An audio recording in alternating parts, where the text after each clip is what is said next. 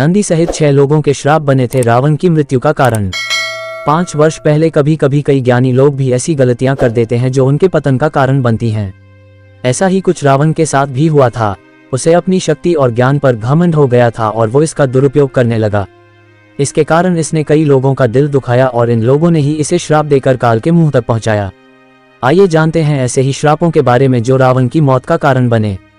इन 6 श्रापों से हुआ रावण का मृत्यु।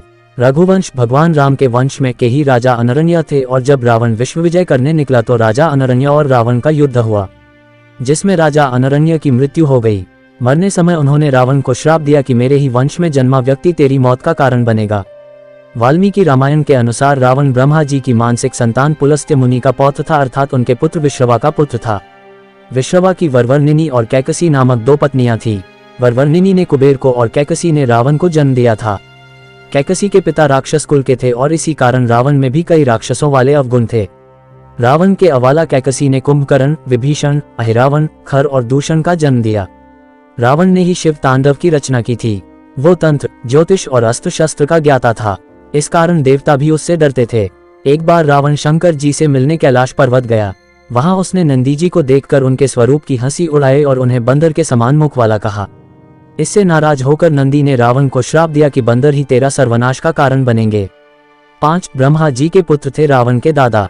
रावण ने अपनी पत्नी की बड़ी बहन माया के साथ भी छल किया था। माया के पति वैजंतपुर के शंभर राजा थे। एक दिन रावण शंभर के यहाँ गया। वहां रावण ने माया को अपनी कामवासना को शांत करने के लिए अपनी बातों में फंसा लिया, लेकिन जब इसका शंभर को लगा तो उसने रावण को बंदी बना लिया।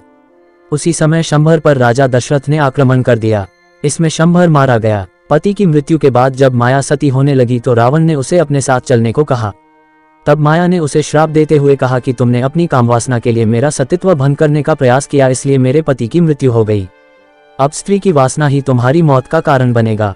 एक बार रावण अपने पुष्पक विमान से कहीं जा रहा था।